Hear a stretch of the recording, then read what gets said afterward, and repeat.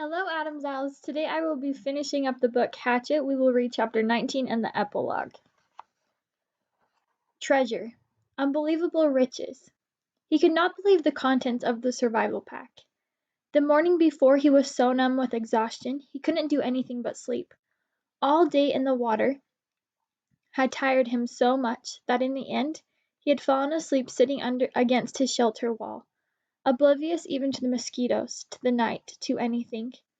But with false grey dawn he had awakened, instantly, and began to dig in the pack, to find amazing, wonderful things. There was his sleeping bag, which he hung to dry over his shelter roof on the outside, and foam sleeping pad. An aluminum cook set with 4 little pots and 2 frying pans. It actually even had a fork and knife and spoon. A waterproof container with matches and 2 small butane lighters. A sheath knife with a compass in the handle. As if a compass would help him, he thought, smiling. A first aid kit with bandages and tubes of antiseptic paste and small scissors. A cap that said Cessna across the front in large letters. Why a cap? He wondered. It was adjustable, and he put it on immediately. A fishing kit with 4 coils of line, a dozen small lures and hooks and sinkers. Incredible wealth. It was like all the holidays in the world, all the birthdays were there. He sat in the sun by the doorway where he had dropped the night before and pulled the presents, as he thought of them, out one at a time to examine them, turn them in the light, touch them, and feel them against his hands and eyes. Something that at first puzzled him. He pulled out what seemed to be the broken-off bulky stock of a rifle, and he was going to put it aside, thinking it might be for something else in the pack, when he shook it, and it rattled. After working at it a moment, he found the butt of the stock came off, and inside there was a barrel, a magazine, and an action assembly, with a clip and a full block of 50 shells. It was a .22 survival rifle. He had seen one once in the sporting goods store, where he went for bike parts, and the barrel screwed onto the stock. He had never owned a rifle, never fired one, but had seen them on television, of course, and after a few moments figured out how to put it together by screwing the action onto the stock, how to load it and put the clip full of bullets into the action. It was a strange feeling holding the rifle. It somehow removed him from everything around him. Without the rifle he had to fit in, to be part of it all, to understand it and use it, the woods, all of it. With the rifle, suddenly, he didn't have to know, did not have to be afraid or understand. He didn't have to get close to a full bird to kill it, didn't have to know how it would stand if he didn't look at it and moved off to the side. The rifle changed him. The minute he picked it up, and he wasn't sure he liked the change very much, he set it aside, leaning it carefully against the wall. He could deal with that feeling later. The fire was out, and he used a butane lighter and a piece of birch bark with small twigs to get another one started, marveling at how easy it was, but feeling against that the lighter somehow moved him from where he was, what he had to know. With a ready flame he didn't have to know how to make a spark nest, or how to feed the new flames, or make them grow. With the rifle he wasn't sure he liked the change. Up and down, he thought. The pack was wonderful, but it gave him up and down feelings. With the fire going and sending up black smoke, and a steady roar from a pitch-smelling chunk he turned once more to the pack, rummaging through the food packets. He hadn't brought them out yet, because he wanted to save them until last. Glory in them. He came up with a small electronic device completely encased in a plastic bag. At first he thought it was a radio or cassette player, and he had a surge of hope because he missed music, missed sound, missed hearing another voice. But he opened the plastic and took the thing out, and turned it over. He could see that it wasn't a receiver at all. There was a coil of wire held together on the side by tape, and it sprung into a 3-foot-long antenna when he took the tape off. No speaker, no lights, just a small switch on the top, and on the bottom he finally found in small print, "Emergency Transmitter." That was it. He turned the switch back and forth a few times, but nothing happened. He couldn't even hear static. So with the rifle, he set it against the wall and went back to the bag. It was probably ruined in the crash, he thought. 2 bars of soap.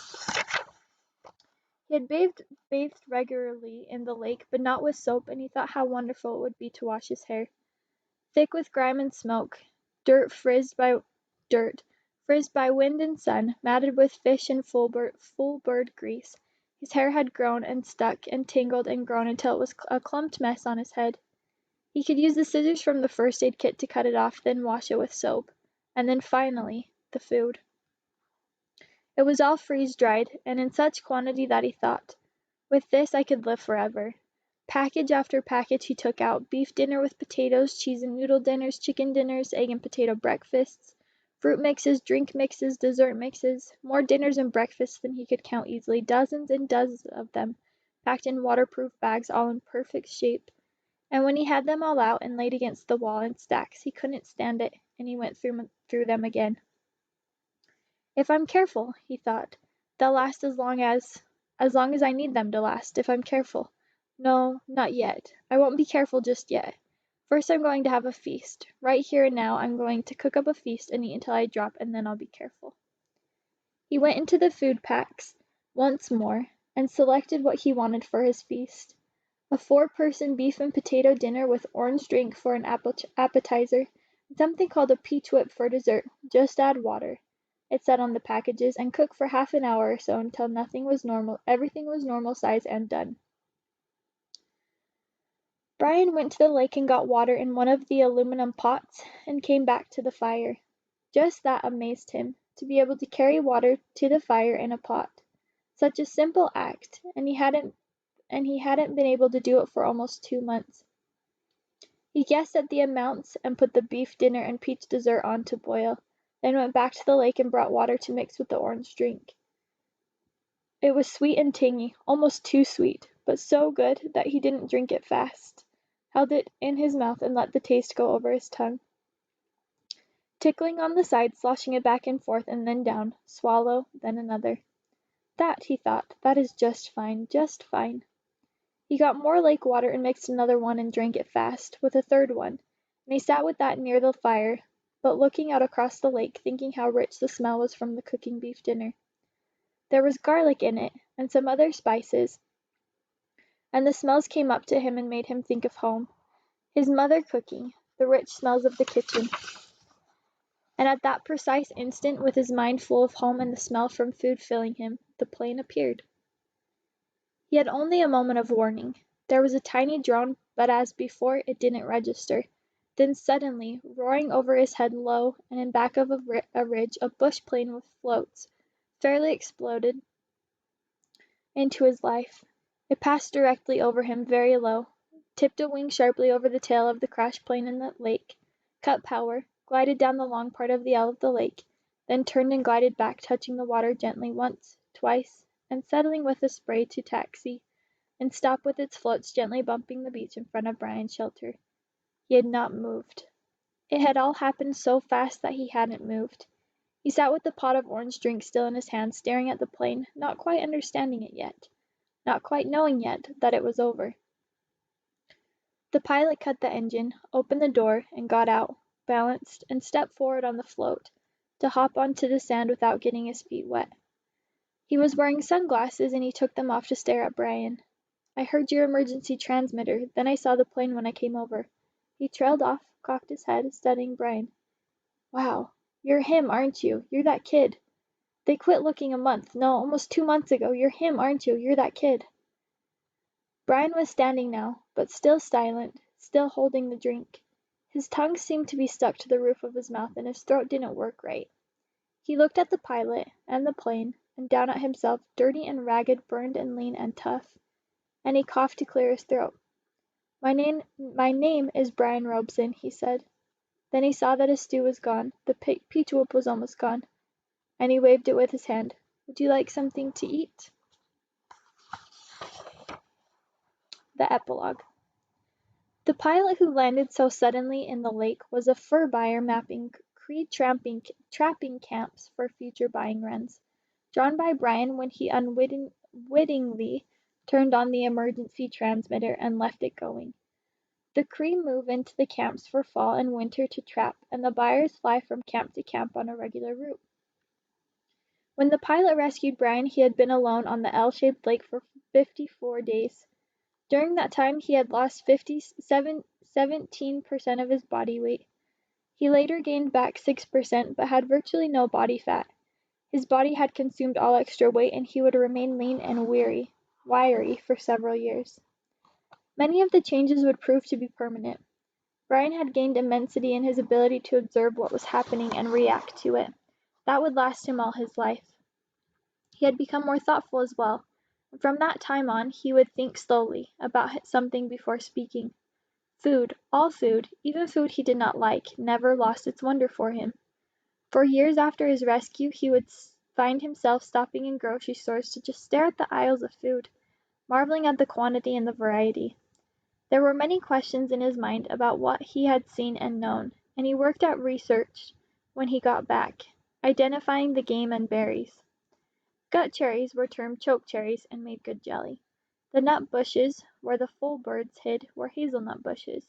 The two kinds of rabbits were snowshoes and cottontails. The full birds were ruffed grouse, also called full hens by trappers for their stupidity.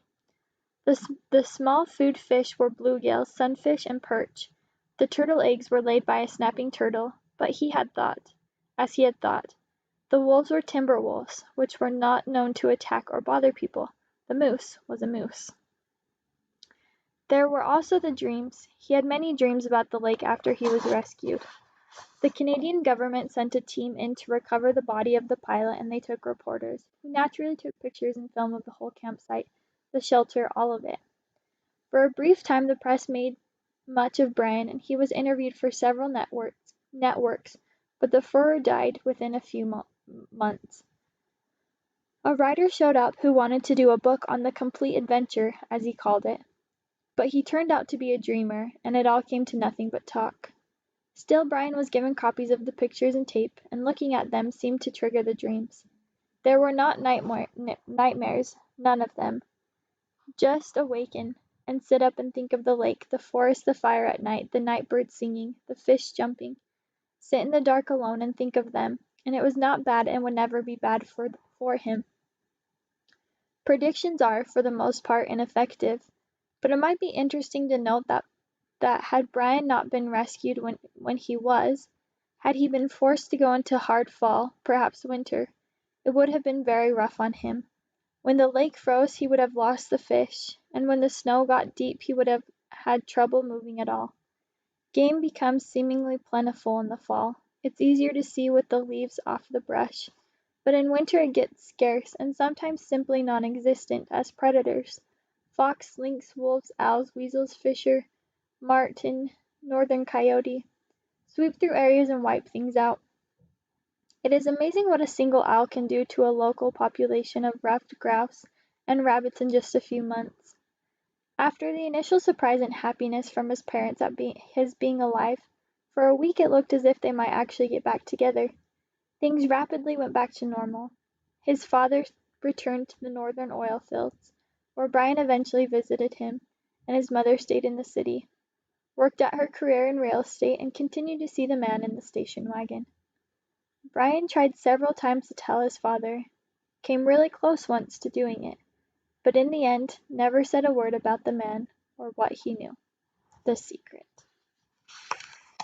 And that's the end of the book Hatchet.